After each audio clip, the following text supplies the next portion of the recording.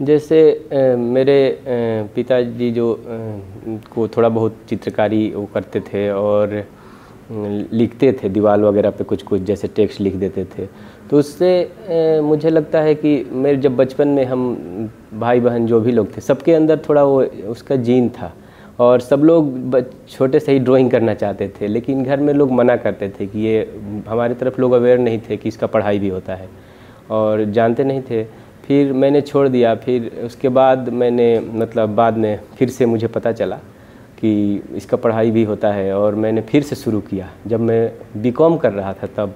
और मैं उसके बाद मुझे पता चला कि बीएचयू में इसकी पढ़ाई होती है। और बीएचयू नहीं, पहले मुझे पटना का पता चला कि पटना में होती है। मैं पटना में जाकर गया, वहाँ पे कुछ कॉलेज में कुछ इशूज़ चल रहे थे जिसकी वजह से एडमिशन नहीं मिला। फिर मैं बनारस का कोई बताया कि बनारस में भी इसकी पढ़ाई होती है, तो मैं यहाँ का अप्लाई किया। पहली बार में एडमिशन नहीं मिला, फिर दूसरी बार में मैंने कोशिश किया और एडमिशन वहाँ पे मिल गया मुझे। और फिर तो उस तरीके से वो मैं वहाँ पे पढ़ाई करने लगा। लेकिन उसके काफ़ी टाइम बाद जब हम अपने आइडिया के बारे में सोचने लगे कि हम क्या काम करेंगे, हमारा सब्जेक्ट क्या होगा, जब फर्स्ट ईयर हमने पढ़ लिया तो हमारी जो सबसे पहले हमारा जो जिसमें हमारा सबसे ज़्यादा मुझे अनुभव था, हमने अपने फैमिली के साथ खेती किया था, तो हम सोचे इसके थ्रू अपने इन चीज़ों को अपने काम में लाने की कोशिश किए। उसके बाद मेरी माँ का जो नॉलेज है, जैसे जो मिट्टी से जो बहुत सारी चीज़ें बना देती थी, हम लोग की किताब रखने वाली वो टाइप के मतलब बॉक्स अलमारी टाइप के भी बना देती थी जिसमें कि हम लोग अपना बुक वगैरह रख ले, तो उनको हम अपने काम में लाने की कोशिश किए और वो धीरे धीरे हमारे काम में रिफ्लेक्ट करता है। और एक आगे भी मतलब हमारा बहुत सारे जो मेरे फ्यूचर प्रोजेक्ट हैं उसमें वो अच्छे से आएगा। सबसे तो मतलब हमारा जो आर्थिक स्थिति था वो बहुत अच्छा नहीं था, तो उसके वजह से मतलब सबसे पैसे का, और हम ऑलरेडी बहुत कुछ पढ़ाई कर चुके थे, तो कोई भी मतलब एक नॉर्मल मिडिल क्लास फैमिली बहुत ज़्यादा बार बार आपको पढ़ाने की मौका नहीं देगी ना। तो हमको उस तरह की पैसे वगैरह की जो आर्थिक तंगी का सामना करना पड़ता था। फिर हम कोचिंग पढ़ाते थे। हमारे कुछ खास दोस्त रहे हैं जो हमारी अभी फ़िलहाल वाइफ भी हैं जिनसे शादी हो गया मेरा, उन्होंने मुझे काफ़ी सहयोग किया। उसके वजह से हम काफ़ी मतलब अपने काम को आगे बढ़ा पाए। जैसे हमारे जो मुझे नॉलेज है, जैसे कुछ मुझे पुआल से रस्सी बनाने आता है, तो उन चीज़ों को मैं काफ़ी मात्रा में बना लेता हूँ, बना सकता हूँ। तो हम कोशिश करते हैं कि अभी के टाइम में कैसे, जैसे आर्ट का मतलब कोई इसमें लिमिटेशन नहीं है, लोग खाने से भी आर्ट बना रहे हैं, मतलब तरह तरह के। आपको एक आर्टिस्ट हैं पियरे मिंजोनी, उन्होंने आप देखेंगे कि एक आर्टिस्ट सीट के नाम से उनका काम बिका है। मतलब वो उन्होंने अपने क्या बोलते हैं उसको, पॉटी को उस में पैक किया वो डिब्बे में, और वो बंद करके फिर एक काम बना वो, और अभी किसी म्यूजियम में रखा हुआ है। अब पियरे मिंजोनी नाम है सर। और वो मतलब तो आर्ट में कोई लिमिटेशन नहीं है। पिकासो जैसे लिमिटेशन होता तो बहुत सारे जो वाद जो शुरू में थे वही पे रुका रहता। फिर नए नए चीज़ें डेवलप हुई। पिकासो आए, उन्होंने साइकिल से, हैंडल से, स्केलेटन से मतलब तरह तरह की चीज़ें बनाई, पेपर काट के कोलाज बनाना शुरू कर दिया। फिर नए नए चीज़ें शुरू हो गई। तो ख़ास करके हमें भी लगा कि हम भी अपने जो मटेरियल हैं, जो चीज़ें हैं, उनको कैसे हम काम में लाएँ और उसको कैसे एक जो अभी वर्तमान समकालिक जो प्रैक्टिस है उसमें कैसे यूज करें। तो उस तरीके से मैं उन चीज़ों को यूज किया। सबसे पहले हमने अपने आप को एक चैलेंज दिया कि हम जब घर जाते थे तो अपना एक स्केच बुक और बहुत सारे पेपर वगैरह लेके जाते थे कि हम खूब लैंडस्केप करेंगे, ड्राइंग करेंगे, लेकिन वैसा होता नहीं था। फिर मैंने एक बार सोचा कि इस बार मैं कुछ नहीं ले जाऊँगा और जो मटेरियल वहाँ पे मिलेगा उसी से काम करूँगा। तो मैंने खेतों से पुआल जो वहाँ खलिहान से लाया और मैंने बहुत सारा रस्सी बनाया। उसी से मैं, आप देख सकते हैं ये पीछे जो जाब है उसको भी मैंने मतलब उससे बनाया और सीखा भी लोगों से बनाना। मेरी दादी बनाती हैं, कुछ और भी गांव के लोग बनाते हैं।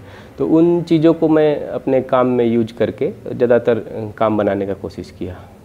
हमारे ये काम में जूट का नहीं, ये पुआल से मैंने बनाया। मैं कोशिश करता हूँ ज़्यादातर कि जो मेरे वर्क हो ज़्यादा मतलब एक्सपेंसिव चीज़ों से ना बने। मैं उतना कहीं पे भी वैसा चीज़ यूज नहीं करना चाहता हूँ जहाँ पे कि मैं सोचता हूँ जो चीज़ें मतलब ऑलरेडी नेचर में से मिल जाए, जो हमें आसानी से मिल जाए, उसको ही मैं कोशिश करता हूँ अपने काम में यूज करने के। तो उसी तरीके से पुआल जो है, पुआल देखते हैं ज़्यादातर लोग ऐसे जला देते हैं, फेंक देते हैं। तो हमने पुआल से रस्सी बनाया, रस्सी से फिर जाप बनाया। और जैसे जिस तरीके से हमारे गांव में ही बहुत सारे जो किसान हैं वो खेती करना छोड़ दिए, मतलब वो माइग्रेट हो गए बहुत सारे लोग। तो मतलब हमने देखा कि खेती का जो स्थिति है, जो हमारा आने वाला जनरेशन है, हम लोग का जनरेशन है, वो तो पूरा खेती करेगा ही नहीं, क्योंकि उनको उस तरह से फ़ायदा नहीं हो रहा है। अपने जैसे हम इसको एक मेटाफोर की तरह मैंने यूज किया, जो जाब मैंने मुंह में लगाया है ना बहुत सारे लोगों के मुंह में।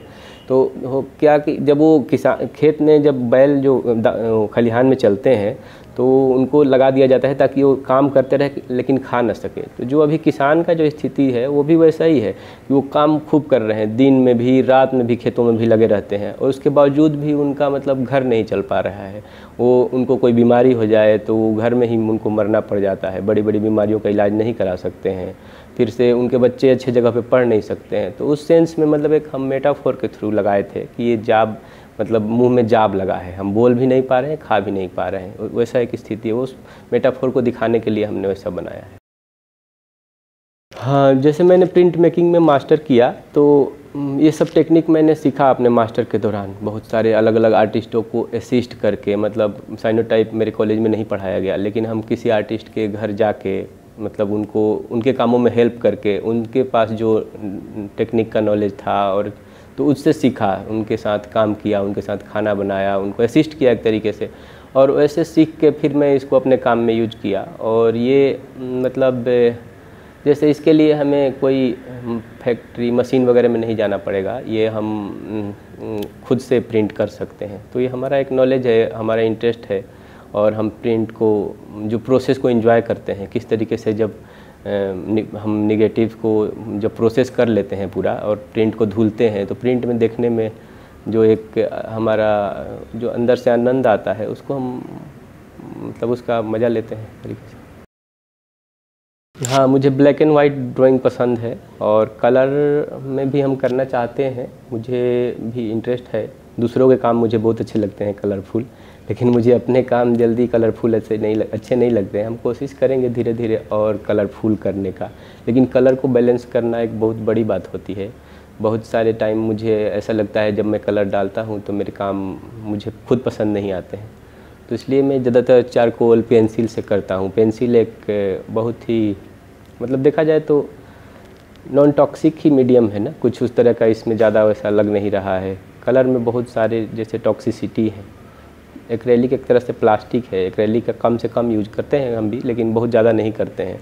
तो एक वैसा भी मोटिव है कि हमको मतलब कम से कम चीज़ों में हमारा प्रैक्टिस को कैसे मतलब एक अच्छे लेवल पे लेके जाना है, वो चीज़ भी रहता है। पेंसिल कोई भी खरीद सकता है, इसमें कोई बच्चों को कंप्लेन नहीं होगा कि हमारे पास पैसा नहीं है, हम बजट नहीं है, हम गरीब हैं। चाहे पेंसिल से कोई भी प्रैक्टिस कर सकता है ना, कोई भी कितना भी गरीब से गरीब आदमी है, पेपर नॉर्मल पेपर धीरे धीरे उसके पास अगर कुछ हो तो थोड़ा और अच्छा पेपर लेके कर सकते हैं। मेरा आइडिया था थोड़ा सा इसे अभी इसको बनाएंगे एक सीड हाउस बनाने का, मतलब सीड को प्रिजर्व करने का। तो हम मतलब उसका एक शेप देना चाह रहे थे, कैसे एक हाउस का जो हट का टाइप का शेप हो, और उसमें मतलब जैसे हमारे यहाँ पहले सीडों का जो बीज का एक वो रहता था ना कि एक बीज है एक साल इस साल का है, बहुत 50 साल से वो बीज लौकी का घर में तोरी नेनुआ जो बोलते हैं उसका बीज चला आ रहा है और हम उगाते आ रहे हैं। अभी जो एक हमारा ये वो हमारे इंडिजीनियस नॉलेज से ही वो चीज़ें थी, लेकिन वो चीज़ें ख़त्म हो गई।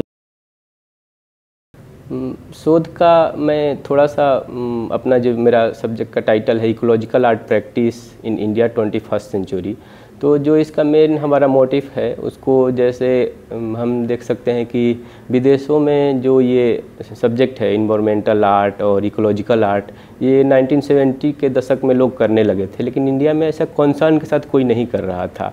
हालांकि इंडिया में जैसे रामकिंकर बैज को इसका जनक कुछ लोगों ने माना है, कुछ मार्क के मैगजीन है आर्ट एंड इकोलॉजी, उसमें नूपुर देसाई ने लिखा है कि इन लोगों से मतलब इंडिया में इकोलॉजिकल आर्ट का शुरुआत माना जा सकता है। रामकिंकर बैज, मीरा मुखर्जी, नवजोत अल्ताफ, तो इन तरह के कुछ आर्टिस्ट हैं जो इसका एक मतलब रास्ता बना के गए। और उसके बाद अभी के जो 21st सेंचुरी में कुछ आर्टिस्ट इस पे मतलब कॉन्सर्न के साथ काम करने लगे हैं अभी इंडिया में, जैसे रवि अग्रवाल हैं, सोनिया मेहरा चावला, श्वेता भट्टाट करके एक एमपी में आर्टिस्ट हैं। उनका प्रैक्टिस बहुत ही मतलब डाइवर्स है और पूरा एक ज़मीन पे प्रैक्टिस है, खेतों में ही रह के वो प्रैक्टिस करते हैं और उसके थ्रू आर्ट बना रहे हैं। उसके साथ साथ उनका मतलब जो जीवन यापन का तरीका है और उससे इनकम का भी स्रोत वो बना रहे हैं। कैसे मतलब हमारे आर्ट से कुछ चीज़ें जनरेट हो और कुछ इनोवेशन करें जो कि हमारा कॉमर्स भी मतलब हमारी जो आर्थिक स्थिति को भी बेहतर करे।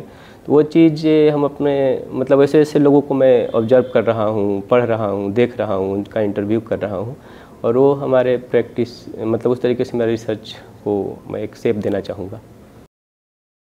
हाँ, मतलब स्वतंत्र रूप से कोई चुनौतियाँ नहीं हैं। कॉलेज में बहुत सारी चीज़ें होती हैं जो कि हमारे जो इंडियन आर्ट कॉलेजों का जो रिसर्च की जो यूजीसी ने वो गाइडलाइन बनाया है उसमें प्रैक्टिकल रिसर्च की सुविधा नहीं है। मतलब प्रैक्टिकल रिसर्च का कोई कोर्स नहीं है और कोई डिज़ाइन नहीं किया गया है इस तरीके से विजुअल आर्ट में खास करके, जिसकी वजह से मतलब ये एक रिसर्च में हम लोग केवल लिखते हैं और पढ़ते हैं, इतना तक सीमित रह जाता है। प्रैक्टिकली कोई रिसर्च होता नहीं है, जबकि हमने पूरा प्रैक्टिस हमारी जो पढ़ाई है वो प्रैक्टिकल है। हमने बैचलर प्रैक्टिकल किया, मास्टर प्रैक्टिकल किया, मेन तो हमारी रिसर्च प्रैक्टिकल ही होनी चाहिए। तो इसके वजह से ये चुनौतियाँ हैं जो प्रैक्टिसिंग आर्टिस्ट हैं उनके लिए चुनौतियाँ हैं ही। और मुझे भी लगता है कि जैसे हम अगर प्रैक्टिकल होता तो मैं और बेहतर कर सकता था। इस तरह की चुनौतियां हैं। और तो बाकी हमारा जो सब्जेक्ट है वो हमारे इंटरेस्ट से ही है, तो वो हमारे लिए सपोर्टिव भी है, हमारे जो ज्ञान है उसको और बढ़ावेगा वो। शोध से लेकर कलात्मक प्रक्रिया में जैसे खास करके मेरे जो अपने जो स्वदेशी मेरा नॉलेज है और जो मैं और लोगों को पढ़ता हूँ, जो मेरे नॉलेज से रिलेटेड किताबें हैं और इन सब चीज़ों को पढ़ के मैं एक अपने काम में कुछ नई चीज़ें अप्लाई करने की कोशिश करता हूँ। एक इनोवेटिव मतलब आर्ट बनाने की कोशिश करता हूँ, जिसमें कि मैं जैसे शोध के भाषा में कहे तो इंट्राडिसिप्लिनरी प्रैक्टिस उसे कहते हैं, जिसमें कि बहुत सारी चीज़ें आ सकती हैं। हम म्यूजिक को भी लागू करते हैं, हम पोएट्री लिखते हैं और उन सब चीज़ों को हम अपने काम में शामिल करते हैं। तो इस तरीके से हमारा शोध हमारे वही जो मेरे नॉलेज को बढ़ाएगा, जो जिस मतलब मेरे कला अभ्यास और मेरा शोध काफ़ी कनेक्टेड है।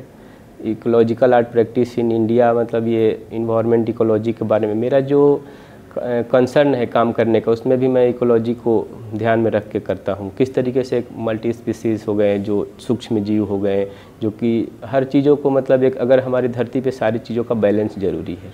अगर हम ये बैलेंस बिगाड़ेंगे तो हमारे मतलब मनुष्य जीवन के लिए ख़तरनाक होगा और हो ही रहा है मतलब बहुत सारे।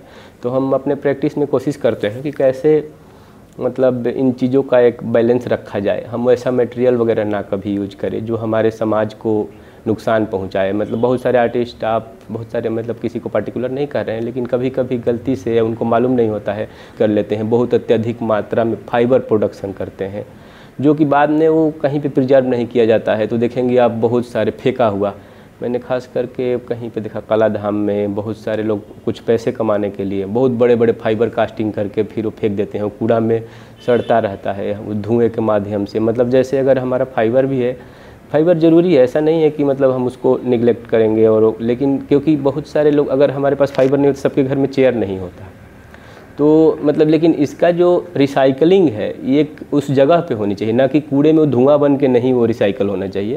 वो एक ऐसी जगह पे होना चाहिए जहाँ पे कि उसका मतलब फैक्ट्री हो, कंपनी हो, जिसमें कि धुएं एक जगह पे जाए, जो भी मतलब उसका तरीका है उस तरीके से होना चाहिए।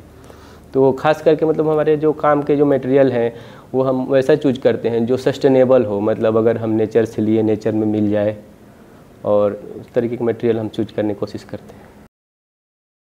हाँ, तो खास करके जैसे जो हमारा सबसे पहले तो जो सब्जेक्ट जो हम चूज करते हैं उसमें सबसे पहले हम देखते हैं कि हमारा क्या इंटरेस्ट है।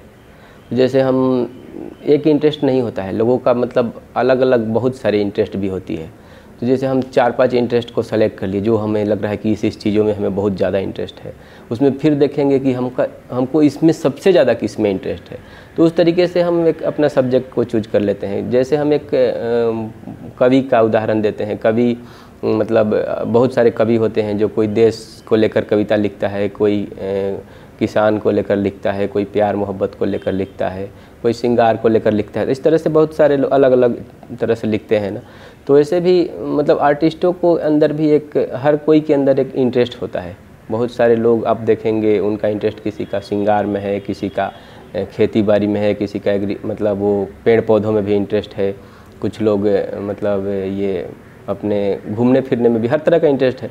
तो उस तरह के सब्जेक्ट को मतलब उसमें डीपली थोड़ा रिसर्च करना चाहिए, और ख़ास करके जिसमें हमारा अनुभव है। जैसे मैंने अपना सब्जेक्ट खेती बाड़ी से रिलेटेड चुना क्योंकि लगातार 20 सालों तक हमने अपने माता पिता के साथ खेतों में काम किया, तो उसके वजह से मुझे उसका एक एक चीज़ पता है। तो उसके बारे में अगर हमसे कोई क्वेश्चन करेगा तो मैं कहीं भी मतलब मुझे कोई दिक्कत नहीं होगा कि हम क्या बना रहे हैं और क्या हमको समझ में नहीं आ रहा है। लेकिन अगर हम कोई सब्जेक्ट, मान लीजिए हम यहाँ पे हैं रह रहे हैं और हम कोई अमेरिका में कोई चीज़ें हो रही हैं, उसका सब्जेक्ट हम चूज कर ले रहे हैं, तो होगा क्या कि उस सब्जेक्ट चूज करना बुरी बात नहीं है, लेकिन हमको अमेरिका जाकर उसका रिसर्च करना पड़ेगा, तब हम उस पर अच्छे से काम कर पाएंगे। नहीं तो मतलब उससे क्या होगा कि हमको पता ही नहीं है कि वहाँ क्या हो रहा है और अंदाज पे मतलब हम बना रहे हैं उसके बारे में। मतलब हमारा कहने का मतलब है कि उसमें हमको डीपली नॉलेज होना चाहिए, काफ़ी चौतरफा नॉलेज होना चाहिए उसके लिए। तो फिर उस सब्जेक्ट पे काम करने में मतलब एक आपके काम में गहराई आएगा और हो पाएगा।